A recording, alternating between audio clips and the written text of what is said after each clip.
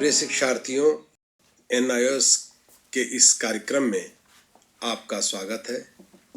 आज हम माध्यमिक पाठ्यक्रम हिंदी के पाठ रॉबर्ट नर्सिंग होम में शीर्षक रिपोर्ताज को समझने और उसका अनुभव करने का प्रयास करेंगे।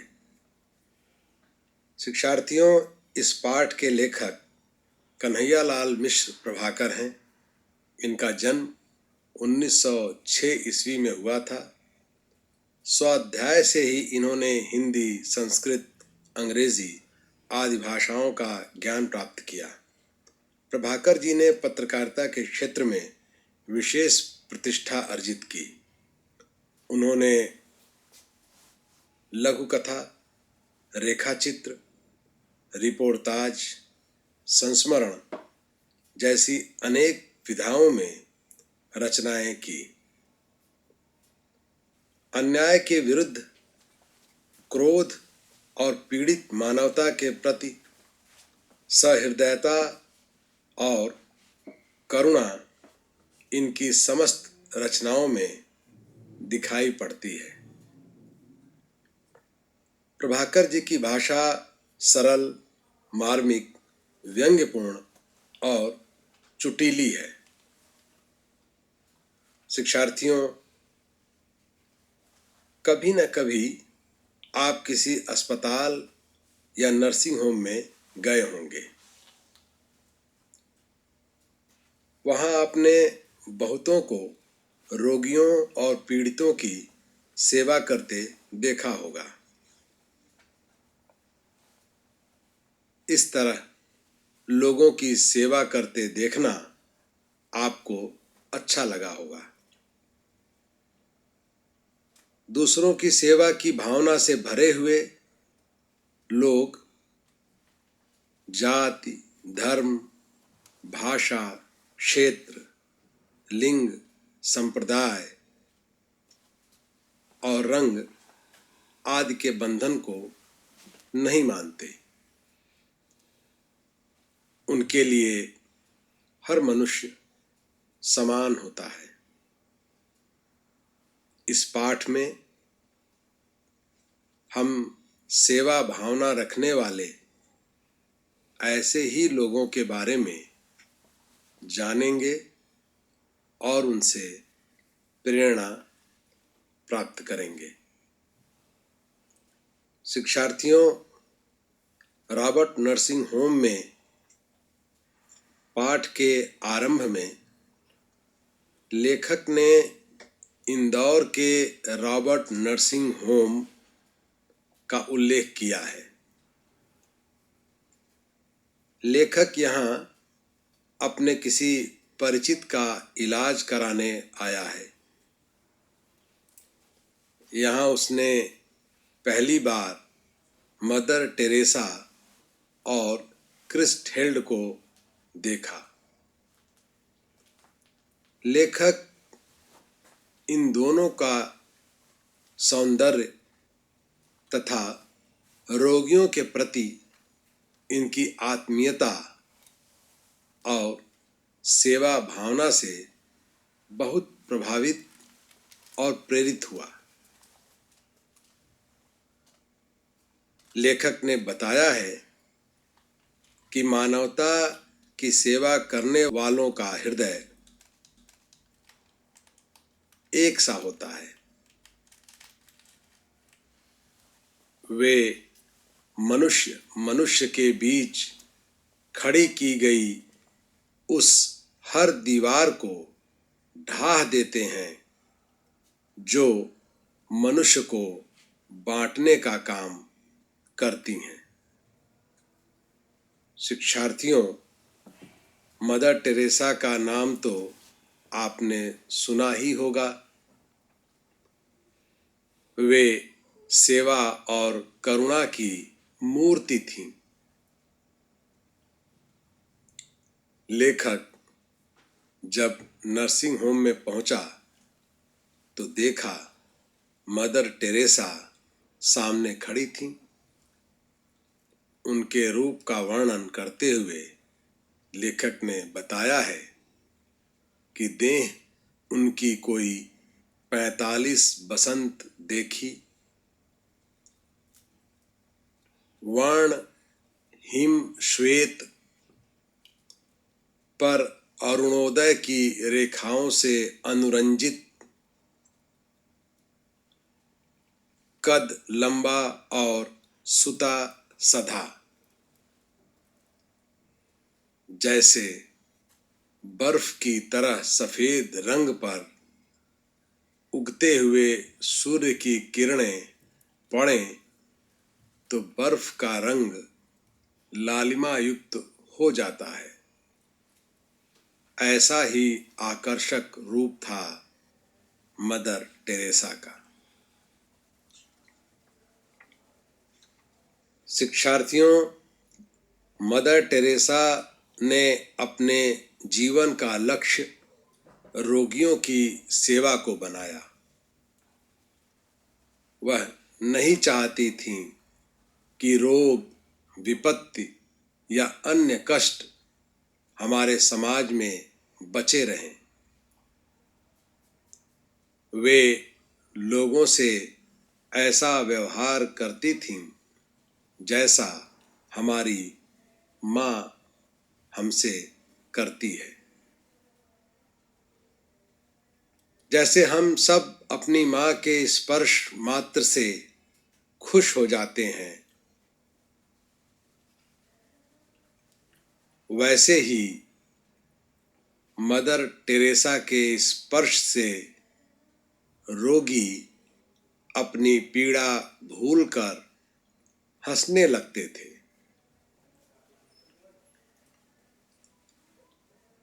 पीड़ितों को खुश देखने के लिए उन्होंने अपना सारा जीवन लगा दिया। उन्होंने बच्चे को जन्म तो नहीं दिया, लेकिन उनमें ममता और करुणा किसी माँ से कम न थी। इसीलिए सारा संसार उन्हें माँ कहकर पुकारता है, क्योंकि मदर टेरेसा के लिए सभी उनके अपने बच्चे थे। शिक्षार्थियों, इस नर्सिंग होम में लेखक ने मानव सेवा को समर्पित एक और महिला को देखा। वह भी बहुत आकर्षक थी। उनका रूप ऐसा जैसे कोई देवी हो।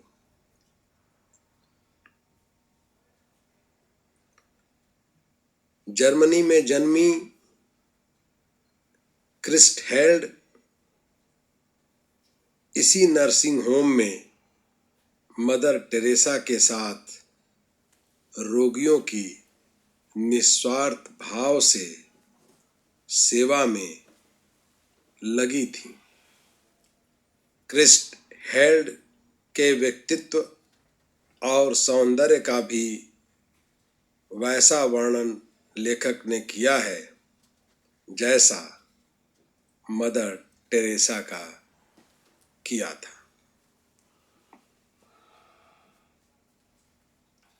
पाठ पढ़ते हुए आपका ध्यान जरूर इस तरफ गया होगा।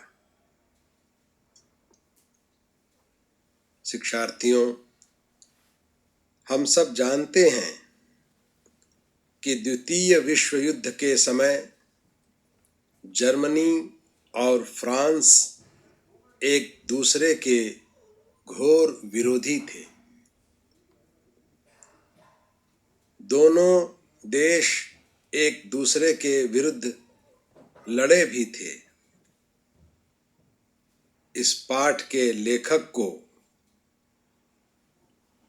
इस बात पर थोड़ा आश्चर्य होता है कि फ्रांस की मदर टेरेसा और जर्मनी की क्रिस्टहेल्ड यहाँ एक साथ एक कर्म, एक ध्येय लिए मानव सेवा में लीन थीं।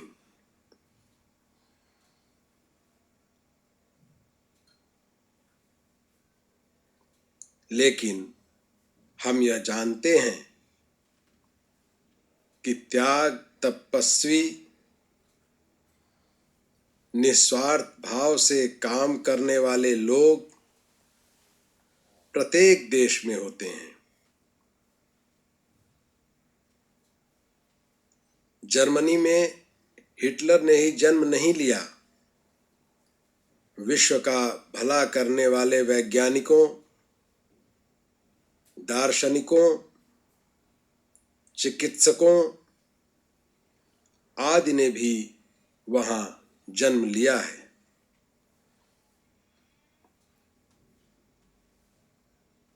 मानवता की सेवा करने वाली क्रिस हेल्ड भी वहीं की हैं। इसीलिए लेखक क्रिस हेल्ड से कहता है, तुम्हारा देश महान है, जो युद्ध के देवता हिटलर को भी जन्म दे सकता है और तुम्हारे जैसी सेवाशील बालिका को भी।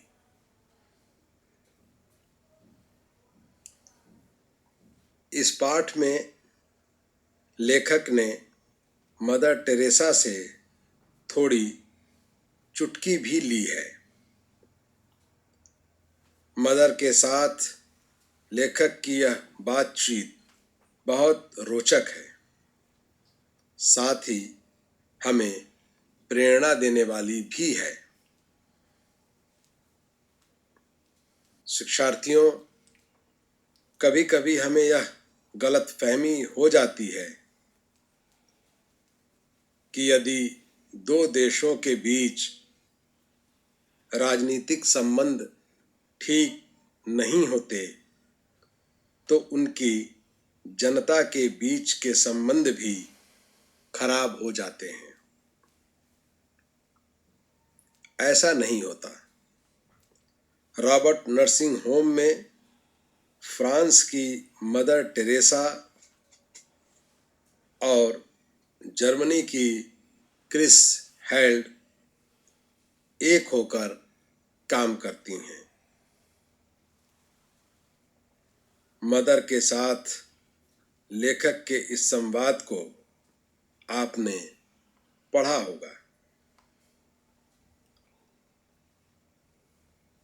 लेखक मदर से प्रश्न करता है, आप इस जर्मन लड़की के साथ प्यार से रहती हैं? मदर का उत्तर है, हाँ, वह भी ईश्वर के लिए काम करती है और मैं भी। फिर प्यार क्यों न हो? लेखक नश्तर चुभाता है और पूछता है, पर फ्रांस को हिटलर ने पददलित किया था, यह आप कैसे भूल सकती हैं? इस प्रश्न का नश्तर तीखा था, चुभन गहरी, पर मदर का कलेजा उससे अछूता रहा। वह बोली, हिटलर बुरा था, उसने लड़ाई छेड़ी, पर उससे इस लड़की का भी घर ढह गया और मेरा भी। हम दोनों एक हैं। आप जानते हैं कि युद्ध में किसी का भला नहीं होता।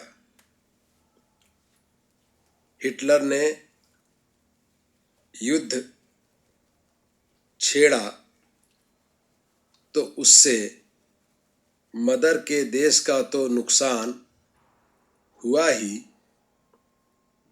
स्वयं हिटलर के देश की वासिनी क्रिस हेल्ड का भी घर गिरा।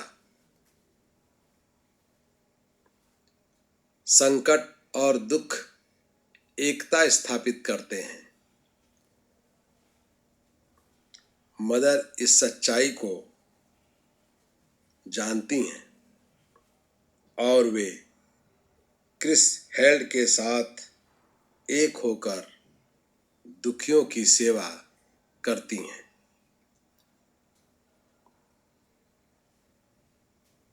शिक्षार्थियों, क्या किसी व्यक्ति से इस कारण द्वेष रखना उचित है कि वह किसी अन्य देश व धर्म का है? मनुष्य मनुष्य के बीच भेद कैसा? क्या हम किसी को जाति, धर्म, भाषा और रंग के आधार पर बांट सकते हैं? न जाने ऐसी कितनी ही दीवारें हमने खड़ी कर रखी हैं जो सारी मनुष्य जाति को एक परिवार नहीं बनने देती। हम केवल मानव हैं, न कि मराठी, गुजराती या हिंदू, मुस्लिम या ब्राह्मण, क्षत्रिय। बांटने वाली ये दीवारें गिरानी होंगी, तभी सबका कल्याण संभव है। वैसे भी भारतीय दर्शन में पूरे विश्व को एक परिवार के रूप में माना गया है।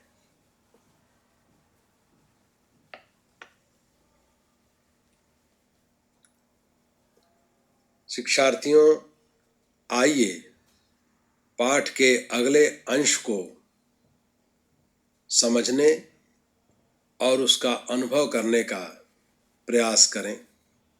पाठ के इस दूसरे अंश में क्रिस हेल्ड और मदर टेरेसा की पारिवारिक पृष्ठभूमि का थोड़ा सा परिचय दिया गया है। घर में इन दोनों को भरपूर स्नेह मिला, पर ये दोनों अपने अपने परिवारों को छोड़कर हजारों मील दूर मनुष्यता की सेवा करने निकल पड़ी। यही है जीवन का महान उद्देश्य। हमें भी स्वार्थ को त्याग कर दूसरों के लिए कुछ करना चाहिए और ऐसा हमें उत्साह से करना चाहिए, जैसा क्रिस्ट ने किया। काम में लगी हुई क्रिस्ट कभी कभी भावुक हो जाती हैं, तब जब किसी को देखकर उन्हें अपने घर की याद आती है, लेकिन वे फौरन संभल कर सेवा में लग जाती हैं। लेखक ने क्रिस्ट की इस भाव दशा का बहुत ही भावपूर्ण उल्लेख किया है।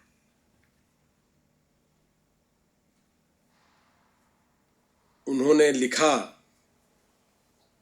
कि क्रिस्ट हेल्ड की आंखें नरम हो आईं, पर जरा भी नम नहीं हुई। अर्थात घर की याद ने क्रिस्ट हेल्ड को थोड़ा भावुक तो बना दिया, पर उसने आंखों में पानी आने नहीं दिया।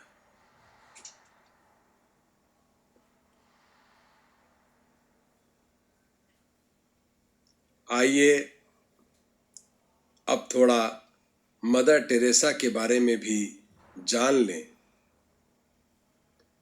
पाठ में लेखक ने मदर के बारे में क्या बातें कही हैं।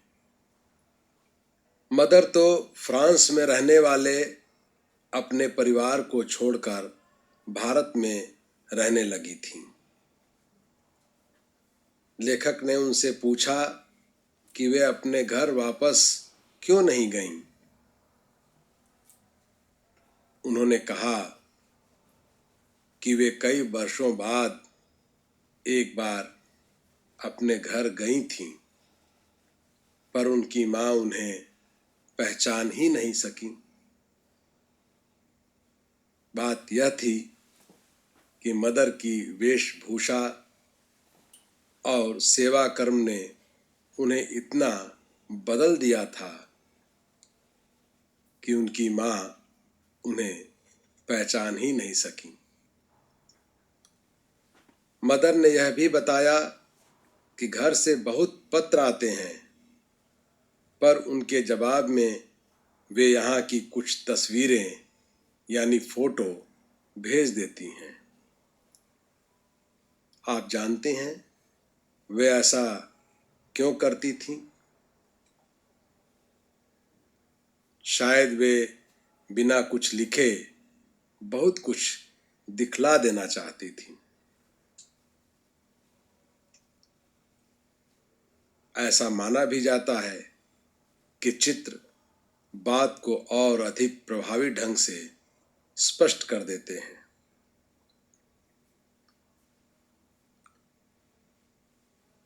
यहाँ किए गए काम को दिखाकर मदर अपने परिवार को अपनी कुशलता की सूचना पहुंचा दिया करती थी।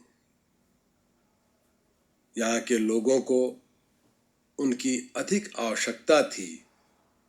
चित्रों को देखकर परिवार गर्व करता होगा। शिक्षार्थियों, आप प्रार्थना, दुआ या अरदास तो जरूर करते होंगे। जो कुछ हम मांगते हैं वह अपने और अपनों के लिए होता है।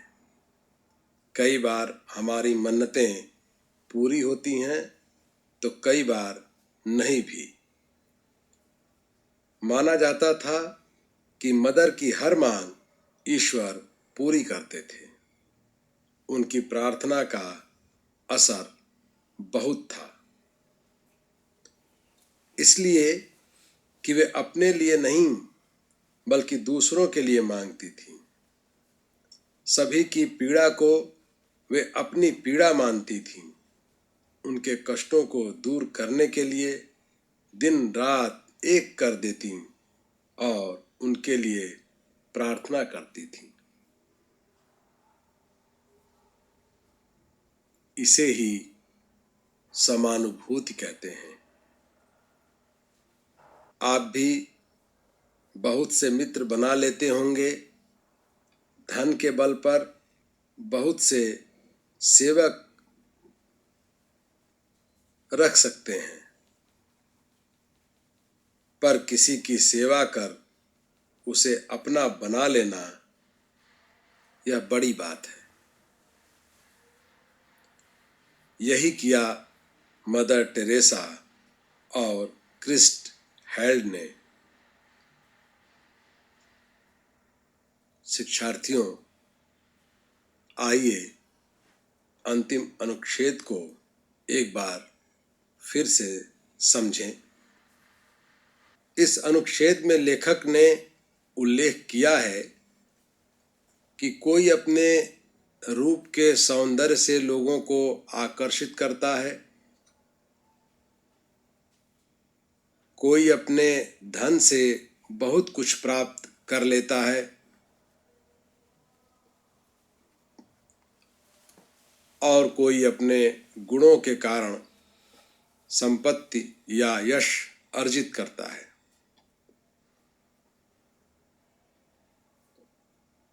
लेकिन मदर इन सब से अलग, विलक्षण है।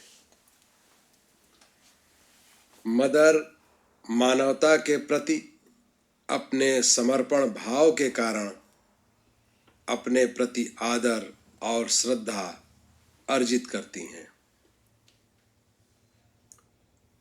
जो पीड़ित और कष्ट में होते हैं, जिन्हें कहीं सहारा नहीं, लेकिन जिन्हें सहारे की सबसे अधिक जरूरत होती है, वे मदर को प्राप्त करते हैं और मदर का त्याग बलिदान भी उन्हीं के लिए सुरक्षित है। कहने का अर्थ यह कि जिनके पास न रूप है, न धन है, न गुण है, वे भी कुछ पा सकते हैं, लेकिन उन्हें कुछ दे सकने वाले केवल मदर जैसे लोग होते हैं। इस पाठ में लेखक ने मदर के स्वभाव की कठोरता का भी उल्लेख किया है।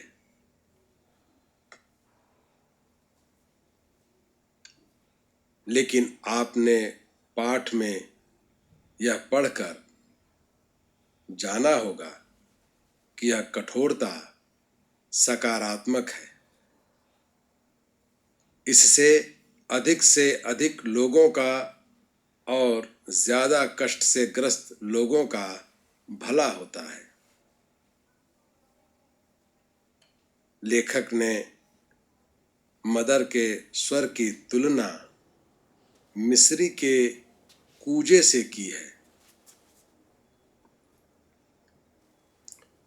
मिस्री का कूजा बड़ा और कठोर होता है, मीठा होते हुए भी।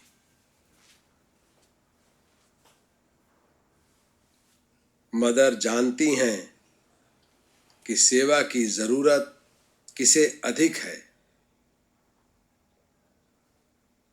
अन्य के प्रति उन्हें थोड़ा कठोर होना ही पड़ता है, पर यह कठोरता किसी के लिए मीठी साबित होती है। शिक्षार्थियों, आइए पाठ के अंतिम अंश में मानव कल्याण में लगी एक और मदर मार्गरेट का चित्रण समझते हैं। मदर मार्गरेट बुजुर्ग हैं, लेकिन उनका अचूक प्रभाव छोड़ने वाला जादुई व्यवहार, उनकी चुस्ती फुर्ती और हंसी का लेखक द्वारा वर्णन अत्यंत पठनीय है। इस अंश के अंत में क्रिस्टहेल्ड के तबादले का भी उल्लेख है।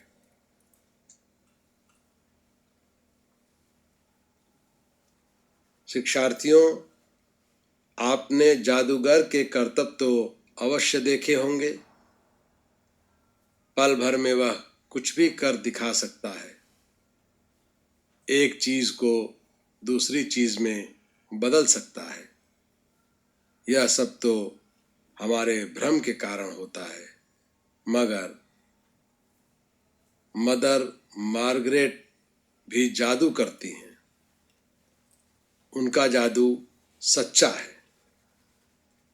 लेखक रॉबर्ट नर्सिंग होम में एक ऐसी महिला मदर मार्गरेट से मिला जो अपने व्यवहार व सेवा से रोगियों को पल भर में ठीक कर देती। मार्गरेट के जादू से कष्ट के कारण तड़पता रोगी पल भर में भला चंगा हो जाता। इसीलिए लेखक ने उन्हें जादू की पुड़िया कहा है। मदर मार्गरेट का जादू मक्खियों जैसा जीवन बिताने वाले लोगों को वास्तविक मनुष्य बनाने का जादू है। जानते हैं मक्खियों जैसा जीवन बिताने का आशय क्या है? इसका आशय है बीमारी से ग्रस्त दयनीय जीवन, ऐसे ही लोगों की सेवा करके उन्हें मनुष्य बनाने का काम मदर मार्गरेट कर रही हैं। रॉबर्ट नर्सिंग होम को लेखक ने जादू होम कहा है, क्योंकि यहाँ मदर टेरेसा हैं, क्रिस हेल्ड हैं और मदर मार्गरेट हैं, जो रोगियों की सेवा करके उनका जीवन सुधार रही हैं। शिक्षार्थियों, इस पाठ का अनुभव करने के बाद आपके मन में कई तरह के प्रश्न और जिज्ञासाएं उठ सकती हैं। अपने प्रश्नों, जिज्ञासाओं का हल जानने के लिए आप हमें ईमेल द्वारा संपर्क कर सकते हैं। हमारा ईमेल आईडी है signlanguage@nios.ac.in। आप NIOS के विविध शैक्षिक कार्यक्रमों के वीडियो YouTube पर भी देख सकते हैं। आपने यह पाठ अनुभव किया, आपका बहुत बहुत धन्यवाद।